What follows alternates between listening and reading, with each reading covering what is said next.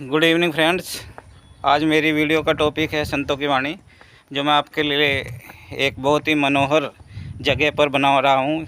ये है रामपुर खेड़ी गांव, और आप जो है इसे देखते हुए मेरी इन सुंदर बातों को सुनेंगे। और संतों की वाणी में मैं आपको जिन संतों को, विचारों को, जिनके जो है स्मरण को और जिनकी वाणी को बता रहा हूँ, वे हैं संत कबीरदास जी, गोस्वामी तुलसीदास जी और अब्दुल रहीम खान खाना जी। तो यहाँ पर हम शुरू करते हैं रहीम जी से। रहीम जी कहते हैं, जो रहीम उत्तम प्रकृति क्या कर सके कुसंग, चंदन विष व्यापत नहीं लिपटे रहत भुजंग।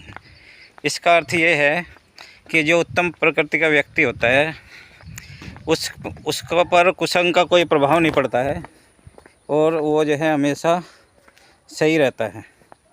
और जिस तरह चंदन अपनी शीतलता नहीं छोड़ता है, जबकि उसके ऊपर बहुत सारे विषधर लटके होते हैं, तब भी वो अपनी शीतलता नहीं छोड़ता है। इसी प्रकार से सज्जन व्यक्ति भी अपने गुणों को कभी नहीं छोड़ता है। इसके बाद आता है कबीरदास जी का, ऐसी वाणी बोलिए मन का आपक होए और उनको शीतल करे आप वो शीतल होए।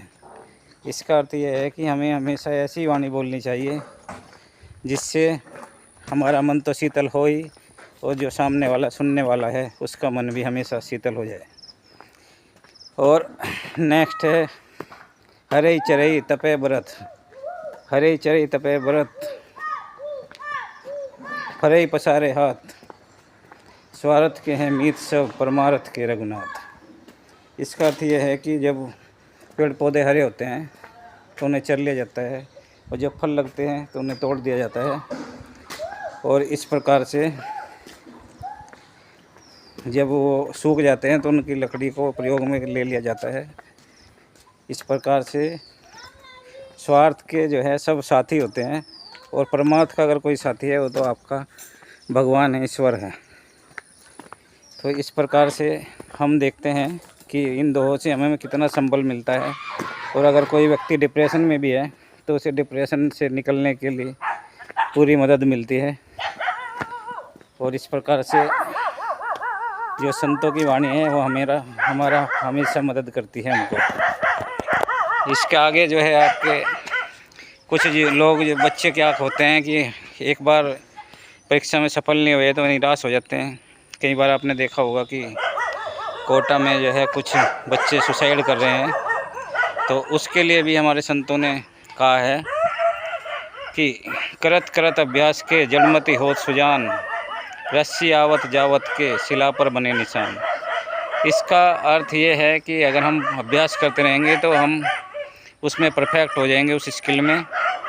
जैसे जो है कुएं पे जब रस्सी से हम पानी खींचते हैं और वो शिला के सारे अगर रस्सी उसके बार बार जाती है, पानी बाहर निकालती है, तो शिला पे भी रस्सी का निशान बन जाता है, जबकि रस्सी बहुत कोमल होती है और शिला बहुत हार्ड होता है।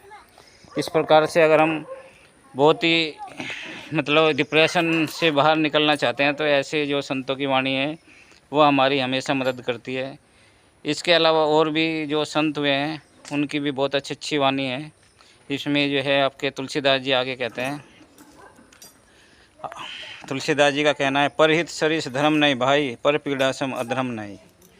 इसका अर्थ ये है कि जो परहित है, दूसरे के हित से बड़ा कोई हित नहीं होता है, और दूसरे के अहित से बड़ा कोई अधर्म नहीं होता है, और जो दूसरे का हित है उससे बड़ा कोई धर्म नहीं होता है। तो इस प्रकार से तुलसीदास जी ने हमें बताया कि जो है ना, हमें हमेशा दूसरे का हित करना है और कभी किसी को पीड़ा नहीं पहुंचानी है। अगर हम किसी को पीड़ा पहुंचा रहे हैं तो एक तरह से हम उसे दुख दे रहे हैं।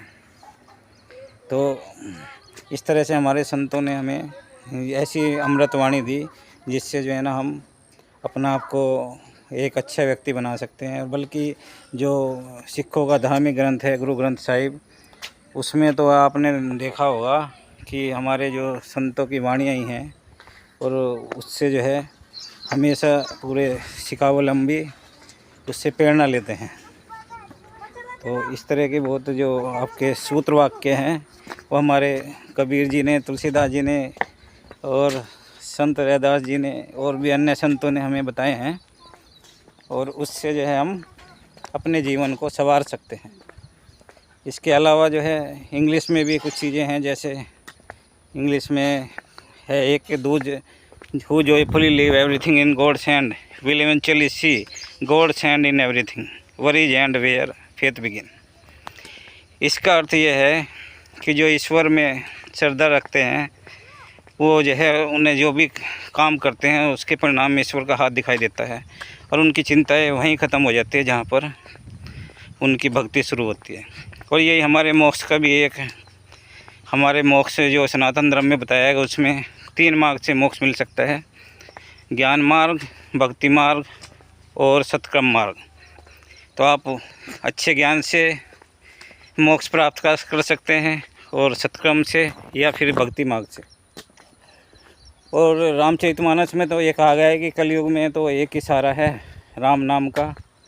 लेकिन मेरा मानना यह है कि राम नाम का या ईश्वर नाम का सहारा तो हमें हर युग में ही रहा है, तो ये कलयुग खाली कलयुग को नहीं कह सकते। और यहाँ पे मेरे साथ ये पीछे पीछे 2 कुत्ते आ रहे हैं, और ये गांव के एक जान होते हैं, प्राण होते हैं कुत्ते। और दिल्ली में तो अब कुत्तों को उनके शेल्टर होम में छोड़ा जाएगा, जैसा सुप्रीम कोर्ट का आदेश है। लेकिन यहाँ पे गांव में हर तरह के जीव जंतु अपने विचरण कर सकते हैं नेचुरली, और इसलिए ये खुश भी रहते हैं। ये एक तरह से जो गांव में रहने वाला हर व्यक्ति खुश इसलिए ही है क्योंकि वो बिल्कुल नेचुरली इन्वायरमेंट में रहता है। और ये मैं आपको दिखा रहा हूँ, ये रामपुर खेड़ी गांव, इसके दृश्य हैं कि यहाँ पे एक नाला आ रहा है और यहाँ पे खेत हैं, और खेत में सभी काम करते हैं, अपने पशुओं के लिए चारा लाते हैं, और अपनी आजीविका जो किसान हैं वो खेतों से पाते हैं। और मैं आपको बताऊंगा कि जो अभी भारत में 70% जनसंख्या गांव में जो रह रही है वो खेतों पर डिपेंडेंट है। और कोरोना काल में बहुत सारे लोग अपने वापस लौट आए और अपने गांव से ही उन्होंने खाया कमाया। यहाँ मैं आपको ये बताऊं कि जो गांव में आज भी जो आपको भारतीय संस्कृति कहीं देखने को मिलेगी तो आपको गांव में देखने को मिल सकती है। शहरों में तो पश्चिमीकरण हो चुका है, वेस्टर्नाइजेशन के बहुत ज़्यादा हो चुका है, लेकिन गांव में आज भी आपको बहुत ही जिसकी नैतिकता की बात करते हैं ना, वो नैतिकता आपको गांव में देखने को मिल जाएगी। और इस तरह से मैं ये इस गांव में आया हूँ रामपुर खेड़ी में। और ये कबीरदास जी का एक और अमृतवाणी में है, उसमें वो कहते हैं, साच बराबर तप नहीं, झूठ बराबर पाप, जाके हृदय साच है ताके हृदय आप। इसका अर्थ ये है कि जो है सत्य से बड़ा कोई तप नहीं है, और जो है झूठ से बराबर कोई पाप नहीं है। लेकिन कई बार ऐसी स्थिति आती है कि आपका झूठ जो है कई बार आपको सत्य से भी अच्छा हो जाता है। तो किसी के प्राण बचाने के लिए झूठ अगर आप बोला है तो उससे आपको फ़ायदा भी हो सकता है। मैंने सत्य का 100% प्रयोग भी किया है, कई साल तक किया, और मुझे उसकी हानि भी उठानी पड़ी। देखो मैं आपको झूठ नहीं बोलता हूँ। और इसी तरह आपको भी ये प्रयोग करना आना चाहिए। और अब तो मैं एडवोकेट प्रोफेशन में हूँ, तो मुझे क्लाइंट के हिसाब से भी कई बार नियमों को ढूंढना पड़ता है, बातों को ढूंढना पड़ता है, आर्गूमेंट को ढूंढना पड़ता है। तो यहाँ पर मैं संतों की वाणी के फिर वापस टॉपिक पे आता हूँ। संतों की वाणी से हम अपना आप को प्रेरणा पाते हैं और अपना जीवन हम पहली बात तो मैं आपको बताऊं कि जो भी संत हुए हैं, कोई भी जैसे कबीरदास लंबी उम्र के रहे, है ना, तुलसीदास जी लंबी उम्र जिए, और आपके रहीम जी लंबी उम्र जिए। तो जो संतों की वाणी का प्रयोग करते हैं वो लंबी उम्र ही जीते हैं। और ये भी एक इसकी संतों की वाणी की विशेषता है कि वे लंबा जीवन जीते हैं। और लंबा जीवन जीने के लिए आपको, जो मैंने एक वीडियो डाली थी वर्ण आश्रम की, तो 4 वर्ण आश्रम जो हैं उसके हिसाब से अगर जीवन जिएंगे तभी लॉन्गेविटी आप पा सकते हैं। जैसे जापान में भी हमारे आश्रम की व्यवस्था है, उसके कुछ पार्ट को उन्होंने अपना लिया है, और वहाँ पे वनगमन की जो चीज़ें हैं उन्होंने अपने उसमें जीवन में अपना ली है। उस प्रकार से वहाँ पे वनगमन के लिए सरकार प्रोत्साहित करती है नागरिकों को। और वे 50 के बाद वनगमन जाके रहते हैं और वहाँ पे अपना जीवन सफल बनाते हैं और अब लंबा जीते हैं। तो ये हमारी जो संतों की वाणी थी।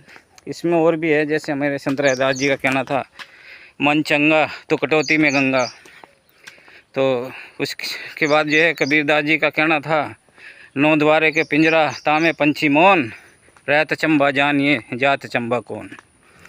इसका अर्थ यह है कि जो कई बार लोग अपने माँ बाप की, दादा बाबा की या दादी की सेवा नहीं करते हैं और मरने के बाद पूरे आंसू बहाते हैं और फूलों की माला पहनाते हैं तस्वीरों पे।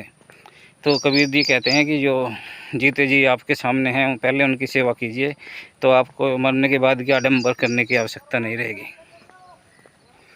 तो इस प्रकार से ये हमारे संतों की वाणी मैं आपको एक नई लोकेशन से बता रहा हूँ। और लोकेशन है गांव की। और मैंने देखा कि पहले मैंने कोशिश की थी कि इसे, क्योंकि आज मैं बिजी रहूँगा तो वीडियो बनाने का मेरे पास समय नहीं था, लेकिन मुझे अपना कमिटमेंट याद था कि मैं एक वीडियो ज़रूर बनाऊँगा। तो इसलिए मैं यहाँ पे गांव में आया और गांव में जो है घूमते हुए एक वीडियो बनाने का समय निकाला। और आप देख सकते हैं मेरी इस वीडियो को भी, जो है संतों की वाणी।